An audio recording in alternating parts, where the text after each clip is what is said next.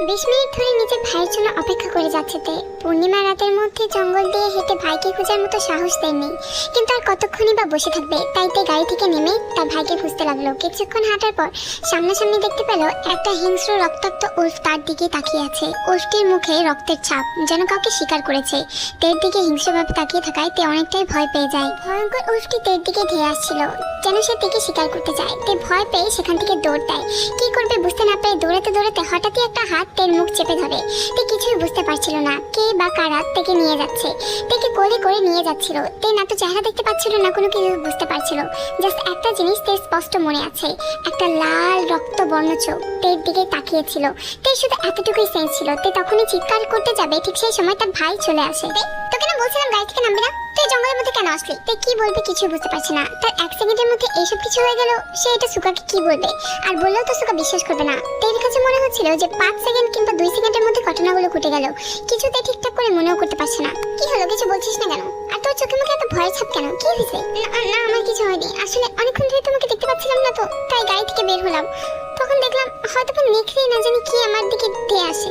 আরে এগুলো তো সব হ্যালোজিনেশন, এখানে মানুষের এমনটা হয়, তাই তো এই জঙ্গলটাকে কেউ পছন্দ করে না। বাইরে গাড়িতে ওঠ, আমাদের বাসায় যেতে হবে। তে আর কথা বাড়ানো না, চুপচাপ গাড়িতে বসে ঘুমানোর চেষ্টা করছে, কিন্তু ঘুমিয়ে আসছিল না। চোখ বন্ধ করতে একটু আগে ঘটে যাওয়া সেই ঘটনাগুলো তের চোখের সামনে ভেসে উঠছিল, বিশেষ করে লাল দুটি চোখ। কিছুক্ষণের মধ্যেই তাদের নতুন বাড়িতে পৌঁছে যাইতে। এটা তাদের নতুন বাড়ি। তে এই এলাকা থেকে অজানা, কোনো কিছুই চিনে না। বাড়িতে গিয়ে পৌঁছতে প্রথমে তার পোশাকগুলো চেঞ্জ করে নেয়।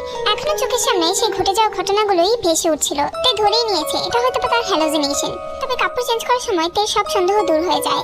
তের শরীরের একটা অংশে স্পষ্ট কারো 5 আঙ্গুলের ছাপ ছিল। তে বুঝে যায় যে তের সাথে একটু আগে যে ঘটে যাওয়া ঘটনাটি এটা কোনো হ্যালোজিনেশন কিংবা অ্যাক্সিডেন্ট না, এটা বাস্তবেই ঘটেছে। কিন্তু তে এখন কাকে কি বলবে? তার শরীরে এমন এক জায়গায় স্পর্শগুলো হয়েছে যে তে কাউকে দেখাতে পারবে না। ভাইকে তো একদমই না। হয়তোবা মা আজকে বাসায় থাকলে মাকে দেখাতে পারতো, কিন্তু মা তো কাজে গিয়েছে।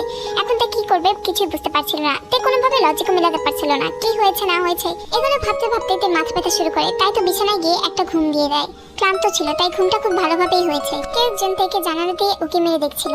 তখনই বাহির থেকে অনেকগুলো উল্ফের আর্তনাদ শোনা যায়, যেন তারা অনেক জোরে জোরে চিৎকার করে কান্না করছে এবং কাউকে ডেকে বেড়াচ্ছে। চিৎকারগুলো এত বেশি ভয়ঙ্কর ছিল যে তের ঘুম ভেঙে যায়, কিন্তু তের মধ্যে অবশিষ্ট কোনো শক্তিই ছিল না যে এখন বারান্দায় গিয়ে এগুলো চেক করবে। তাই তো ক্লান্ত শরীর নিয়ে তে আবারও ঘুমিয়ে পড়লো। তে ঘুমানোর সাথে সাথে একজনের ডেভিল স্মেল আমরা দেখতে পাই। 2 মিনিটের মধ্যে সবগুলো উল্ফের কান্নাই বন্ধ হয়ে গেল। একটা উল্ফের এখন আর আওয়াজ বের হচ্ছে না। সকালে তের ঘুম ভাঙতেই তের অনেক বেশি দুর্বল অনুভব করতে শুরু করে। তের বারবার মনে হচ্ছিল কেউ হয়তো বা ঘুমন্ত থেকে টাচ করেছে, কারণ তে ঘুমানোর সময় নিজের বোতামগুলো সবসময় ওপেন করে ঘুমায়। কিন্তু ঘুম থেকে ওঠার পর দেখলো বোতামগুলো লাগানো। তে কোনো কিছুই মেলাতে পারছে না, কারণ তের বেডরুমের দরজাটাও ভিতর থেকে লক করা। তাহলে কি হলো তের সাথে যে বোতামগুলো অটোমেটিক লেগে গেল? এমনটা হওয়া সম্ভব না। তে কোনো কিছু বুঝতে পারছে না, মাথাটাও অনেক বেশি পেইন করছে। তাই তো বাথটাবে গিয়ে তারা ভালোভাবে মুখ এবং দাঁত ফ্রেশ করে নেয়। তে আজকে তোমার একটু কাজ আছে, আমি হয়তো তোকে ড্রপ করে দিয়ে আসতে পারবো না। একটা কাজ কর না, তুই আমার আরেকটা গাড়ি নিয়ে নিজেই একা ড্রাইভ করে ইউনিভার্সিটিতে চলে যা। ঠিক আছে ভাইয়া, তুমি একটা কাজ করো, গাড়ি চাবি দিয়ে যাও, আমি একাই ড্রাইভ করে চলে যেতে পারবো, চিন্তা করবে না। আচ্ছা ঠিক আছে, তাহলে তুই এটাই কর। আর ইউনিভার্সিটিতে যাওয়ার পর আমাকে একটা কল দিস। তো সুগা বেরিয়ে যাওয়ার পর তেও ইউনিভার্সিটিতে যাওয়ার জন্য গাড়ি নিয়ে বের হয়ে যায়। আসলে তার মনটা খুবই ভালো ছিল, কারণ অনেকদিন ধরেই ও ড্রাইভ করতে মন চাইছিল। আর যেহেতু আজকে একা গাড়ি পেয়ে গেছে, তার মানে তো তে উড়াধুরা চালাবে। কিন্তু এই সৌভাগ্য আর তের হলো না। জঙ্গলের পথ দিয়ে যাওয়ার সময় তের গাড়িটা হুট করে নষ্ট হয়ে গেল। জঙ্গলটা এতটাই ঘন যে দিনের বেলাও কালো বাদলগুলো আকাশে উড়ে বেড়াচ্ছিল। তো জঙ্গল অনেক বেশি ভয় পায়। এরকম একটা জায়গায় গাড়ি বন্ধ হয়ে যাওয়ায় তে কি করবে কিছু বুঝতে পারছে না। ফোনে অনেকবার সুকারকে কল দেওয়ার চেষ্টা করছিল, কিন্তু নেটওয়ার্কই পাচ্ছিল না। তের তো আত্মা শুকিয়ে যাওয়ার মতো অবস্থা। এমন অবস্থায় তে দূর থেকে সেই রাতের বেলা চিৎকার করা উল্ফগুলোর আওয়াজ শুনতে পায়। সেই উল্ফগুলোর আওয়াজ ক্রমশ বেড়ে যাচ্ছিল, মনে হচ্ছিল তের সামনেই চলে আসবে। আস্তে আস্তে আওয়াজগুলো বাড়তে থাকে। তের হৃদয় স্পন্দনও বেড়ে যায়। তে এত বেশি ভয় পাচ্ছিল যে কি আর বলবে। গাড়িতেই চুপচাপ করে আঁটি মেরে বসে আছে, কি আর করবে। হুট করে সে উল্ফগুলোর আওয়াজ বন্ধ হয়ে গেল। তে যেন নিজের মধ্যে জীবন ফেরত পেয়েছে। ঠিক সেই সময় তে দেখলো সেই রোড দিয়ে আরেকটা গাড়ি আসছে। তে কোনো কিছু না বুঝেই গাড়ি থেকে নেমে ওই গাড়িটির সামনে দাঁড়িয়ে পড়ে। গাড়ির ভিতরে কেউ আছেন? আসলে আমি না অনেক বড় একটা বিপদে পড়েছি, আপনাদের কাছে কি মোবাইল হবে? আমি আমার ভাইকে একটা কল দেব প্লিজ। 1 মিনিট হয়ে গেল গাড়ির ভিতর থেকে কোনো সারা শব্দই আসছে না। দেখুন, অনুগ্রহ করে আমাকে দয়া করুন, আমি অনেক বড় বিপদের মধ্যে আছি। আপনাদের কাছে যদি কোনো মোবাইল ফোন থাকে তাহলে আমাকে দিন, যেন আমি আমার ভাইয়ের সাথে কন্ট্যাক্ট করতে পারি। কিছুক্ষণ পর কেউ একজন গাড়ির উইন্ডোটা খুলে হাতে করে তেকে মোবাইলটা দিল। হাতটা পুরো ধবধবে ফর্সা ছিল। তে কোনো কিছু না ভেবেই মোবাইলটা হাতে নিয়ে সুগাকে কল করার ট্রাই করে, কিন্তু সেখানেও নেটওয়ার্ক প্রবলেম হচ্ছিল। তে কোনোভাবেই সুগার সাথে কন্ট্যাক্ট করতে পারছিল না। কিছুক্ষণের মধ্যে গাড়ির ভিতর থেকে কেউ একজন মোবাইলটা ফেরত চাইল। দেখুন, আমি কোনোভাবেই আমার ভাইয়ের সাথে কন্ট্যাক্ট করতে পারছি না, আপনি কি একটু কষ্ট করে আমাকে আপনি ইউনিভার্সিটিতে নামিয়ে দিয়ে আসতে পারবেন? প্লিজ আমাকে সাহায্য করুন। তখন এই গাড়ির গ্লাসটা নিচে নামিয়ে ভিতর থেকে কেউ একজন উত্তর দিল, না আমি তোমাকে সাহায্য করতে পারবো না। গাড়ির ভিতরে থাকা ছেলেটির দিকে তাকিয়ে তে জাস্ট হতভম্বের মতো তাকিয়ে থাকে। এত সুন্দর ছেলেটি কখনোই দেখেনি। চেহারাটা এত বেশি অ্যাট্রাকটিভ ছিল যে যে কেউ প্রথম দেখাতে তাকিয়েই থাকবে। চোখগুলো চিকচিক করছিল, ব্রাউন কালারের চোখ, চুলগুলো লম্বা লম্বা, ঠোঁটগুলো একদম লাল টুকটুকে রক্তের মতো, যেন লিপস্টিক দিলেও এত বেশি লাল হবে না।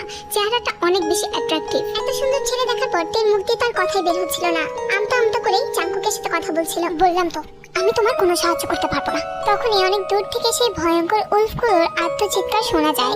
এটা দেখার পর তে জাঙ্কুককে বলে, দেখেন আমাকে সাহায্য করেন। এই দেখেন এই ভয়ঙ্কর উল্ফগুলো হয়তো বা জঙ্গলে ছড়িয়ে ছিড়িয়ে আছে। আপনি যদি আমাকে এখানে রেখে যান তাহলে ওরা আমাকে খুবড়ে খুবড়ে খেয়ে ফেলবে। আপনি প্লিজ আমাকে এই বিপদ থেকে রক্ষা করুন, আমাকে সাহায্য করুন। আমি তো এই উল্ফগুলোর চাইতেও বেশি ভয়ঙ্কর। কথাটা জাঙ্কুক মনে মনে বলল, প্লিজ দয়া করে আমাকে ইউনিভার্সিটি পর্যন্ত পৌঁছে দিন। ঠিক আছে, যেমনটা তোমার ইচ্ছা। এটা বলার পরে জাঙ্কুক থেকে গাড়িতে বসিয়ে ড্রাইভ করতে শুরু করে। কিছুক্ষণ পর জাঙ্কুক জোরে জোরে নিঃশ্বাস নিতে শুরু করে, কারণ তের শরীরের ঘ্রাণ জাঙ্কুক কোনোভাবে সহ্য করতে পারছিল না। জাঙ্কুক নিজের আউট অফ কন্ট্রোলে চলে যাচ্ছিল। তের শরীর থেকে বের হওয়া সুঘ্রাণ জাঙ্কুককে পাগল করে দিচ্ছিল, যেমন এক নেশার মতো। এই সম্পূর্ণ ব্যাপারটা নোটিস করে যে জাঙ্কুকের কোনো একটা কিছু হচ্ছে। আপনি ঠিক আছেন? আপনার কি পানি লাগবে? শ্বাসকষ্ট হচ্ছে? জাঙ্কুক কিছুই বলল না, গাড়ির স্পিডটা অনেক বেশি বাড়িয়ে দিল। কি ব্যাপার, আপনি এরকম ভাবে চালাচ্ছেন কেন? আপনি কি কিছু হয়েছে? উফ, তুমি কি চুপ থাকতে পারো না? কথা না বলে কি তোমার হয় না? তে আর কিছুই বলল না, একদম চুপ হয়ে গেল। কিন্তু জাঙ্কুকে তো আর সহ্য হচ্ছিল না। তের উপস্থিতি, তের শরীরের সেই সুঘ্রাণ এবং তের কথাবার্তা সবকিছুতেই জাঙ্কুক একদম নেশার মতো ডুবে যাচ্ছিল। জাঙ্কুকের কাছে এই সবকিছু একটা মারাত্মক নেশার মতো লাগছিল, যে নেশায় সে একবার আসক্ত হয়ে গেলে এর থেকে আর বের হতে পারবে না। গাড়ি চালাতে চালাতে জাঙ্কুক একদম ভার্সিটির পাশাপাশি চলে আসে, কিন্তু জাঙ্কুক তার নিজের আউট অফ কন্ট্রোলে চলে যাচ্ছে। তেকে আর সহ্য হচ্ছে না। তে আরেকটু বেশিক্ষণ থাকলে জাঙ্কুক নিজেকে আর সামলাতে পারবে না, নিজের আসল রূপে চলে আসবে। তাই তো জোর জবরদস্তি গাড়িটা এক সাইড করে তেকে ধাক্কা মেরে গাড়ি থেকে বের করে দেয়। ঘটনাটি এত তাড়াতাড়ি ঘটে যায় যে তে এই ঘটনার কোনো ব্যাখ্যা খুঁজে পায় না। আশ্চর্য তো, এই লোকটা এমন করলো কেন? একটা মেয়ে মানুষের সাথে কেউ এরকম ব্যবহার করে? তে বেচারি আর কি করবে, হাঁটতে হাঁটতে ভার্সিটির দিকে যেতে থাকে। ভার্সিটি এখন আর মাত্র 2 মিনিটের রাস্তা। তে হাঁটতে হাঁটতে জাঙ্কুককে বকতে থাকে, কারণ জাঙ্কুক যখন তাকে ধাক্কা দিয়ে ফেলে দিয়েছিল তখন তে পায়ের পাশে একটু ব্যথা পেয়েছে। তাই জাঙ্কুককে বকতে বকতে সে ভার্সিটি পর্যন্ত চলে আসে। তের কাছে এই পরিবেশটা একদমই নতুন, এই জায়গার কাউকেই সে চেনে না। তাই তো সবার সাথে বন্ধুত্ব করার চেষ্টা করছিল। তখনই তের সাথে একটা ফ্রেন্ডও জুটে যায়, জিমিন। তের নতুন বান্ধবী পেয়ে আজকে যা ঘটেছে তের সাথে সবকিছু জিমিনের সাথে শেয়ার করে। কি বলো, তুমি এই জঙ্গলের পাশে থাকো আর এই জঙ্গলের পাশে তোমার সাথে এরকম একটা অ্যাক্সিডেন্ট হয়েছে? যাই বলো, তোমার ভাগ্য অনেক ভালো। কেন আমার ভাগ্য ভালো এমনটা কেন বলছো? কারণ ওই জঙ্গল কতটা খারাপ তা তোমার ধারণার বাইরে। জানো না, ওইখানে যে যায় অনেক কম মানুষই আছে যারা ফেরত আসে। গাড়ি ছাড়া তো একেবারেই রিস্কি। আমি তো কখনো ওই সাইডে যাই না। আচ্ছা, এমনটা কেন বলছো? ওই জঙ্গলের মধ্যে অনেক ভয়ানক উলফস আছে এর জন্য। উলফ উলফ তো সামান্য জিনিস, জানো না ওখানে নাকি ভ্যাম্পায়ার থাকে। কি বললে, ভ্যাম্পায়ার? কথাটা শুনে একটা রূপকথা তার ছেলের হাসি হেসে দিল। এগুলো সব রূপকথার গল্প, বুঝলি? এরকম ভ্যাম্পায়ার ট্যাম্পায়ার পৃথিবীতে কোনো অস্তিত্ব নেই। এসবে বিশ্বাস করতে আসবে না। হ্যাঁ হ্যাঁ, হাসো হাসো, তোমার মতো কত মেয়েরা এভাবে হাসছে, কিন্তু একটা সময় তারা মেয়ে সত্যকে মেনে নিতে বাধ্য হয়েছে। অনেকেই স্বীকার করে যে ভ্যাম্পায়ার আছে। তোমার তো রিস্ক বেশি, তুমি মাশাআল্লাহ যেই সুন্দর, তোমার প্রেমে যেন আবার ভ্যাম্পায়ার না পড়ে যায়। তুমি আমাকে সুন্দর বলছো? হ্যাঁ, যা সত্য তাই বললাম। আমাদের ভার্সিটিতে সবচেয়ে সুন্দরী মেয়ে তুমি, আর সবচেয়ে সুন্দর ছেলে জাঙ্কুক। জাঙ্কুক? এটা আবার কি? আছে একটা খাটিস, দেখতে একদম ভ্যাম্পায়ারের মতো, হাজার মেয়ের ক্রাশ। জানো না, কাউকে পাত্তা দেয় না, এত বেশি ইগোইস্টিক। বাহ, তোমার কথা শুনে ওকে দেখার ইচ্ছা বেড়ে গেল। আচ্ছা ঠিক আছে, সময় হলে একদিন তোমাকে দেখাবো। আজকে সম্ভবত আসবে না, ও আবার বৃষ্টির দিন ছাড়া আসে না। কোনো একদিন আসবে বৃষ্টির দিনে, তখন তোমাকে দেখাবো। বিকেলের দিকে তে বাড়িতে ফেরত আসে। ভার্সিটিতে যাওয়ার পর তার মনটা ভালো হয়ে গিয়েছে। যাক, আজকে দিনটা খারাপভাবে শুরু হলো, শেষটা ভালোভাবেই হবে। সুগা এখনো বাড়িতে ফেরত আসেনি। তে বসে বসে নিজের পড়াগুলো কমপ্লিট করছিল। ঠিক সেই সময় আবারও সে ভয়ঙ্কর আত্মচিৎকারগুলো শোনা যায়। অনেকগুলো উলফস বারবার চিৎকার করছিল। তে এভাবে অনেক বেশি সাহসী, কিন্তু এই উলফসদের চিৎকার শুনে তে কেন জানি ভয় পেয়ে যায়। কোনো কারণে বুঝতে পারে না। আস্তে আস্তে সেই উলফসগুলোর চিৎকার বাড়তে থাকে। সেই সময় কলিং বেলের আওয়াজ হলো। যাক, ভাইয়া তাহলে ফেরত এসেছে। আমার জানে জান ফেরত আসলো। তে দরজা খুলতে একদম অবাক হয়ে যায়। সামনে সেই লোকটি দাঁড়িয়ে আছে যে তাকে আজকে হেল্প করেছিল। কি হলো, বাইরে দাঁড় করিয়ে রাখবেন, ঘরে আসতে বলবেন না? তে একদম অবাক হয়ে গেল। কি করবে কিছুই বুঝতে পারছে না। আজকে জাঙ্কুক তাকে হেল্প করেছে, তাই জাঙ্কুককে ঢুকতে দেওয়া উচিত। কিন্তু বাড়িতে কেউ নেই, নিজের সেফটি বলেও একটা ব্যাপার স্যাপার আছে। কিভাবে একজন পরপুরুষকে নিজের বাড়িতে ঢুকাবে, তাও এরকম জঙ্গলের মধ্যে বাড়ি যদি থাকে? হাজারটা কথা ভাবতে ভাবতে জাঙ্কুককে বলে উঠলো, আসুন ভিতরে আসুন। জাঙ্কুক বিনা দ্বিধায় বাড়ির ভিতরে ঢুকে গেল। আসলে কি আর বলবো, আমি একটা বিপদে পেরে এখানে এসেছি। আমার টায়ারটা পাঞ্চার হয়ে গেছে আর আমি মোবাইলের নেটওয়ার্ক পাচ্ছি না, মোবাইলে চার্জ শেষ। তো কিছু মনে না করলে আধা ঘন্টা আমি আমার মোবাইলটা এই বাড়িতে চার্জ দিতে চাই, দেওয়া যাবে? তাই তো বিন্দুমাত্র ইচ্ছে ছিল না জাঙ্কুকে আধা ঘন্টার জন্য এই বাড়িতে থাকতে দেওয়ার, কিন্তু কি আর করবে, আজকে জাঙ্কুক থেকে এমন সময় হেল্প করেছে যখন তাই হেল্পের অনেক বেশি প্রয়োজন ছিল। তাই অনিচ্ছা থাকার সত্ত্বেও জাঙ্কুককে বলে উঠলো, হ্যাঁ হ্যাঁ কোনো অসুবিধা নেই, আপনি এখানে থাকতে পারেন, ড্রয়িং রুমে বসুন, আমি মোবাইলটা চার্জে দিয়ে আসি। হ্যাঁ হ্যাঁ তা তো অবশ্যই। তারপর তে জাঙ্কুকের মোবাইলটা নিয়ে চার্জ দিতে চলে গেল। জাঙ্কুক এক দৃষ্টিতে তে যাওয়ার দিকে তাকিয়ে আছে। জাঙ্কুকের মোবাইল চার্জ দেওয়ার পর তে ডিরেক্ট কিচেনে চলে যায় জাঙ্কুকের জন্য কফি বানাতে।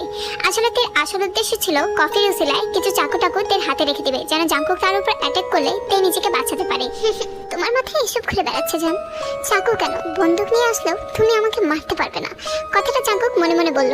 আপনার মোবাইল আমি চার্জে দিয়েছি, মোবাইলটা চার্জ হতে হতে এই কফিটা আপনি খান, আপনার ভালো লাগবে। ধন্যবাদ তোমাকে, কিন্তু আমি কফি খাই না, আমি যা খাই তা দেওয়ার তোমার সামর্থ্য নেই।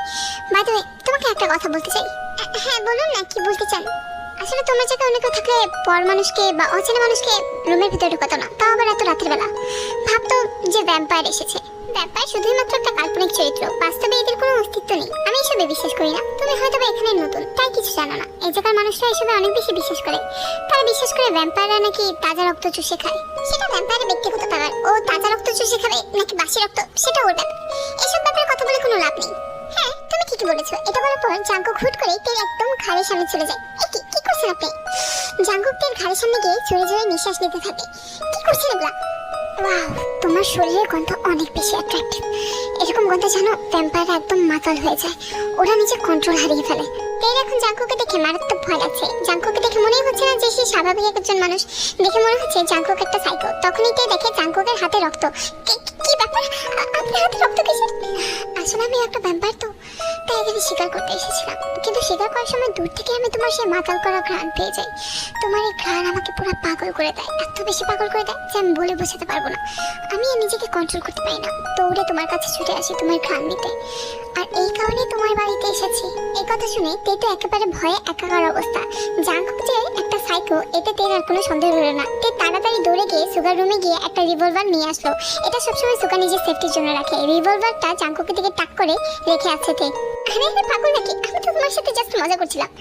যদি মজা করে থাকো তাহলে রক্ত কিসের? আরে তুমি তো জানোই এই এলাকাতে কত ভয়ঙ্কর হিংস্র ওলস আছে, আমার উপর অ্যাটাক করেছিল, তাই আমি গাড়ি দিয়ে পিষে দিয়েছি। এখন আর কি করবো বলো? এর সাথে সাথে জাঙ্কুকের মোবাইল ফোন জাঙ্কুকের কাছে নিয়ে বলল, না এখানে এখনই আমার বাড়ি থেকে বের হয়ে যান, আর কখনোই আমার কাছে আসবেন না। আচ্ছা আচ্ছা ঠিক আছে চলে যাচ্ছি, কিন্তু যাওয়ার আগে একটা কথা বলবো, তুমি যে পারফিউম ইউজ করা বন্ধ করে দাও। তোমার এই গান ভ্যাম্পায়ারদেরকে একদম পাগল করে দেবে। আপনাকে আমি আমার বাসা থেকে বের হইতে বলছি, আপনি চুপচাপ বাসা থেকে বের হয়ে যান, নাহলে আমি আপনাকে শুট করে আপনাকে পাগল করে দেবো। জাঙ্কুক আর কিছুই বলে না, বাসা থেকে বের হয়ে একটা ডেভিল স্মেল দিল। উফ জান, তুমি আমাকে কি পাগল করবে? আমি তো অলরেডি তোমার নেশায় ডুবে পাগল হয়ে আছি। সুগা বাসা চলে আসার পর তে নিজের রুমে গিয়ে ঘুমিয়ে পড়লো। ঘুমন্ত অবস্থায় মাঝরাতের দিকে তের এমনটা অনুভব হতে লাগে যে কেউ একজন তাকে খারাপভাবে টাচ করছে, তাকে হাত করছে এবং তার ঘাড়ের সামনে এসে জোরে জোরে নিঃশ্বাস নিচ্ছে, তার শরীরের গন্ধ নিচ্ছে। এরকম তাতে স্পষ্ট অনুভব করছিল। চোখ মেলতেই সামনে তাকাতে দেখে সামনে কেউই নেই। সকালে ঘুম ভাঙতেই তে সবার আগে সুগার কাছে গিয়ে বলে, আমার এখানে ভালো লাগে না, আমি আমার আগের বাসায় ফেরত যেতে চাই। দেখ নতুন জায়গায় অ্যাডজাস্ট করতে একটু সময় তো লাগবেই, তুই 5 মাস ধৈর্য ধর, 5 মাসে আমাদের আগের বাড়িটা কমপ্লিট হয়ে যাবে, তখন আমি তোকে নিয়ে যাবো। তে আর কথা বাড়ালো না, সোজা ইউনিভার্সিটি চলে গেল। ইউনিভার্সিটিতে যাওয়ার পর তের মনটা একটু ভালো হলো। আজকে পুরো মেঘলা আকাশ।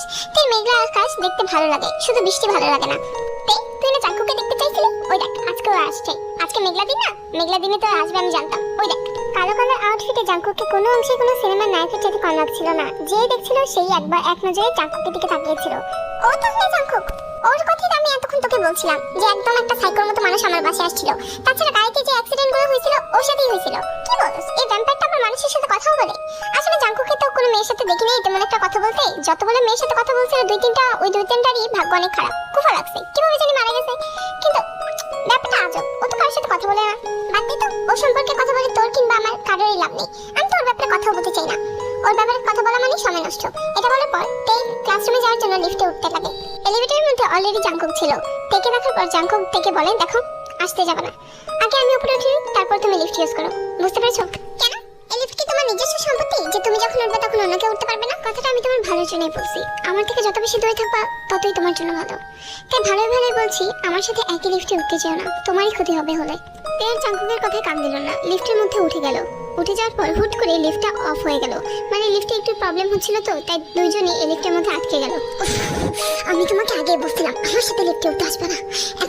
এখন কি হবে যদি আধা ঘন্টার মধ্যে লিফটটা না করে, আর যদি তোমার ঘ্রাণ আমার নাকে লাগতে থাকে তাহলে তাহলে কি হবে এখন? আজব তো, এখানে আমার কি দোষ? আর তুমি এরকম করতেছো কেন? তোমার কি শ্বাসকষ্ট হইতেছে? মুখ দেখে তো মনে হচ্ছে না শ্বাসকষ্ট, তাহলে এরকম নিয়ে করতেছো কেন? 10 মিনিট যাবত তের সাথে ছোট্ট একটা এলিভেটরে বন্দি থাকার কারণে জাঙ্কুক কোনোভাবেই নিজেকে আর সামলাতে পারছিল না। তের শরীরে সেই সুঘ্রাণ জাঙ্কুককে মাতাল করে দিচ্ছিল।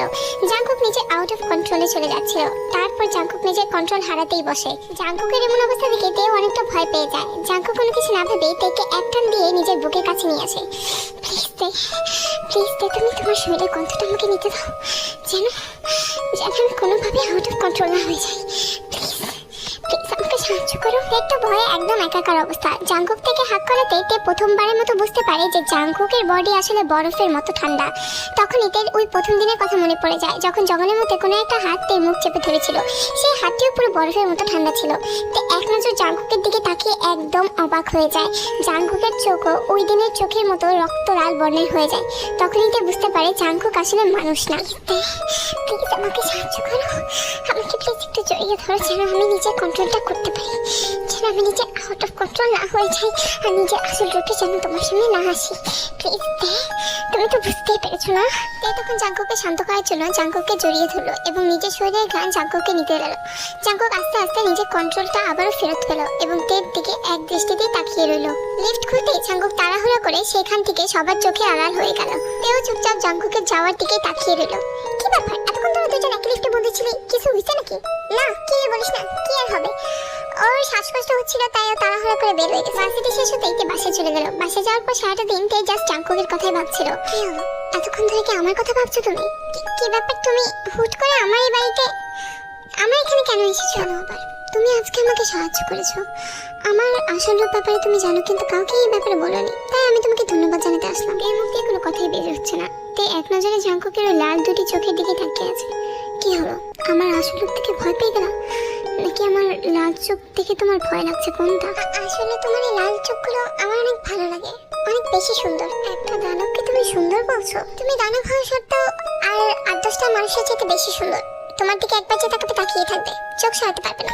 এত সুন্দর কথা আমাকে ভয় পেয়ে বলছো না তো আবার, যে এই ভয়ঙ্কর দানবটাকে ভালো কথা বলে শান্ত রাখি, আর নাহলে আমি তোমাকে খেয়ে ফেলবো, আমি তোমাকে মেরে ফেলবো। তুমি কি আমাকে ভয় দেখানোর চেষ্টা করছো? তুমি যে আমাকে মারবে না তা আমি ভালোভাবেই জানি। মারার হলে ওই প্রথম দিনই মারতে পারতে। প্রথম দিনই মারতে চেয়েছিলাম, কিন্তু মারতে পারিনি। তোমার সামনে থাকলে আমার হৃদস্পন্দন বেড়ে যায়, আমার মন চায় সবসময় তোমার মধ্যেই ডুবে থাকি, তোমাকে একটা নেশার মতো ব্যবহার করি। সে কিছুই বলছে না, জাঙ্কুকের দিকে তাকিয়ে আছে। আচ্ছা তুমি থাকো কোথায়?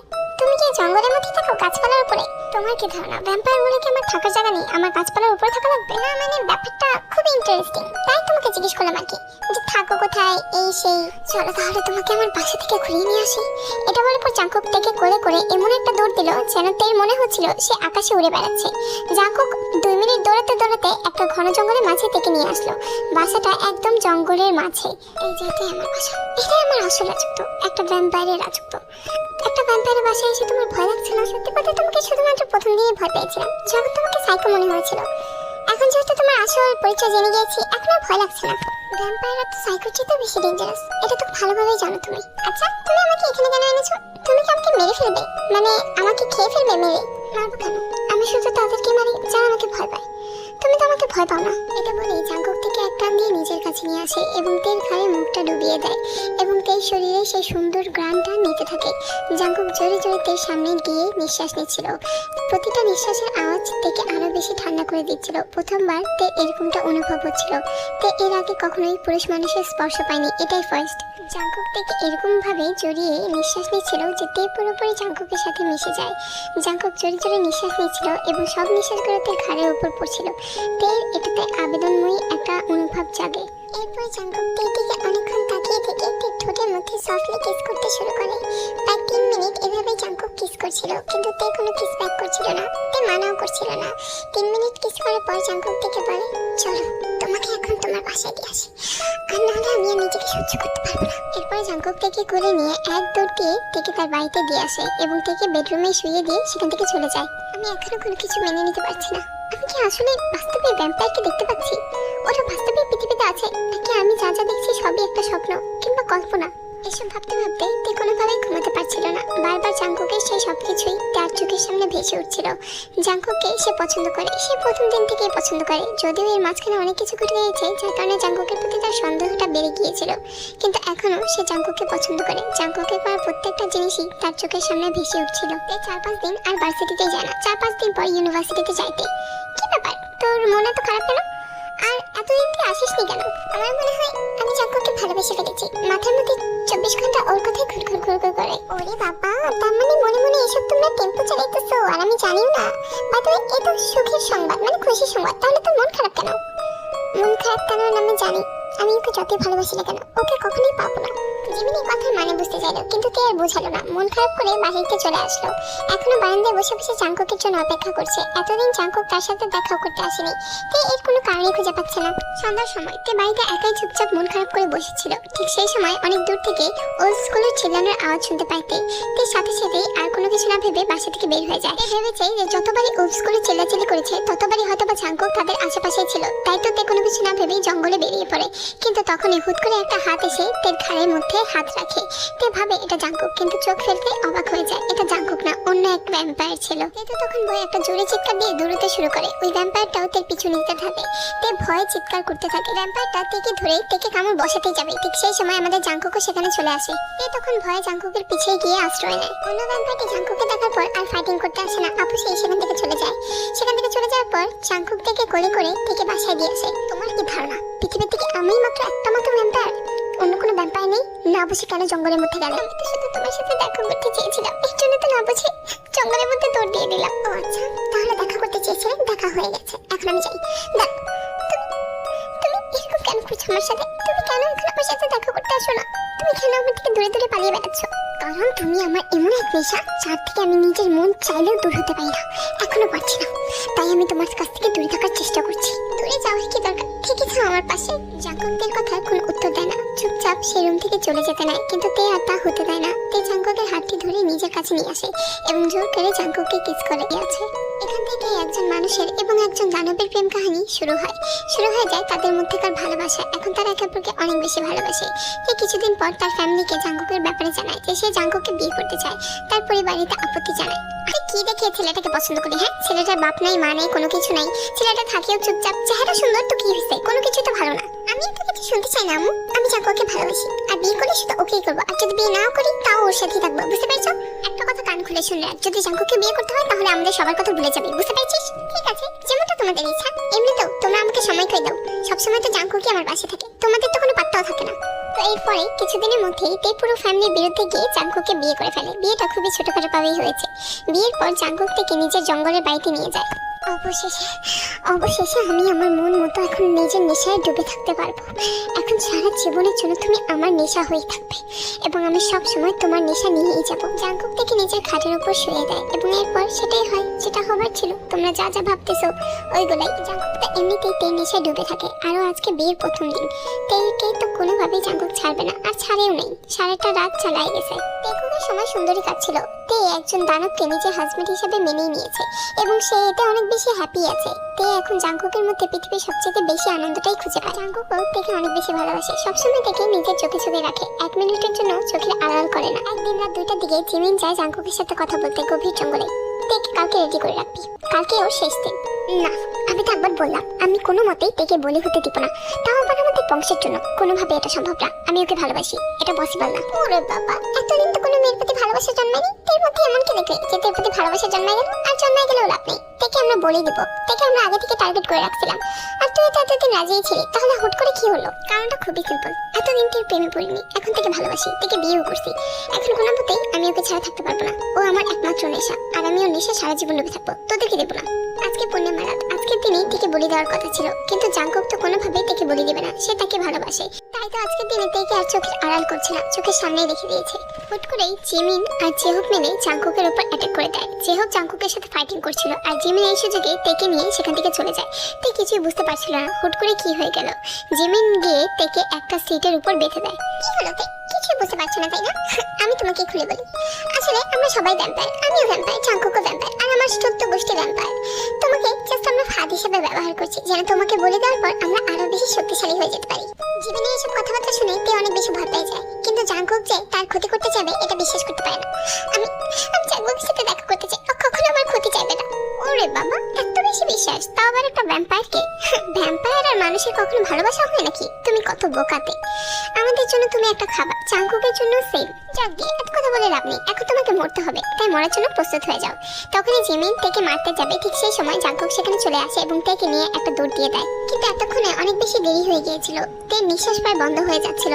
জাঙ্কুক তের হাতের দিকে তাকিয়ে ভয় পেয়ে যায়। জিমিন অলরেডি কাজটা সেরে ফেলেছে, বিষাক্ত চাকু দিয়ে তের হাতের মধ্যে কিছু একটা লিখে রেখেছে। জাঙ্কুক বুঝতে পারে তে আর মনে হয়তো বা বেশিক্ষণ থাকবে না। আমাকে মাফ করে দিও তে, আমি সবসময় তোমাকে ভালোবেসেছি আর এখনো ভালোবাসি, আমি কোনোভাবেই তোমাকে হারাতে পারবো না। এটা বলার পর জাঙ্কুক তের ঘাড়ে একটা কিস করে, এরপর জোরে একটা বাইট করে। বাইটটা এত জোরে করে যে সেখান থেকে ব্লিডিং হতে শুরু করে। কিছুক্ষণ পর অনেকগুলো ওপস একসাথে চিৎকার করতে শুরু করে, যেন নতুন তাদের একটা শত্রু জন্ম নিল এই পৃথিবীতে। তের চোখগুলো সাথে সাথে রক্তের মতো লাল হয়ে গেল, আর তেও ভ্যাম্পায়ার হয়ে গেল। ভ্যাম্পায়ার হওয়ার সাথে সাথে তে জাঙ্কুককে ধাক্কা দিয়ে সেখান থেকে চলে যায় এবং নিজেকে কন্ট্রোল করতে না পেরে রাস্তার পথে একটা লোক হেঁটে যাচ্ছিল, সেই লোকটির উপর অ্যাটাক করে দেয়। কি হলো বেব? আমি তোমার সাথে একদম এমনটা করতে চাইনি, জান, আমাকে ক্ষমা করো। Welcome to my world, vampire world. হ্যাঁ, ইটস মি রামিয়া, আর আজকের ভিডিওটা এখানেই শেষ করে দিচ্ছি। আজকের ভিডিওটা তোমাদের কাছে কেমন লেগেছে সেটা অবশ্যই কমেন্ট বক্সে কমেন্ট করে জানাবা। ভালো লাগলে সাবস্ক্রাইব করবে চ্যানেলটাকে, আর ভালো না লাগলে অবশ্যই ডিসলাইক করে চলে যাবা। বাই দ্য ওয়ে, আমার কোন ওয়ান শটটা তোমাদের কাছে সবচেয়ে বেশি ভালো লেগেছে সেটা অবশ্যই কমেন্ট বক্সে কমেন্ট করে জানাবে, ঠিক আছে? আর তোমাদের কেমন টাইপের ওয়ান শট পছন্দ, কেমন টাইপের ওয়ান শট তোমরা আগামীতে আমার চ্যানেলে দেখতে চাও, এটা অবশ্যই আমাকে কমেন্ট বক্সে জানাবা, কারণ তোমাদের কমেন্টই আমাকে মোটিভেট করে। তো আজকের জন্য এতটুকুই। আল্লাহ হাফেজ, টাটা, বাই বাই।